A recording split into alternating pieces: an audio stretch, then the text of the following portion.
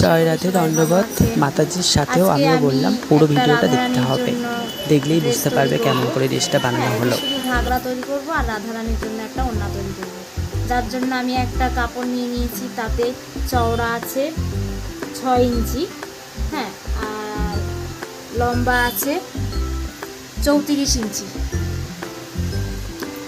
আর আমি এর ভিতরে কোনো বক্রম দেবো না, কারণ গরমের মধ্যে বক্রম দিলে খুবই কষ্ট হয়, যার কারণে আমি শুধু কাপড় দিয়েই করবো। এটা পিওর সুতির কাপড়। আর ওড়নাটার জন্য নিয়ে নিয়েছি 17 ইঞ্চি লম্বা এবং চওড়া নিয়ে নিয়েছি 4.5 ইঞ্চি মতো।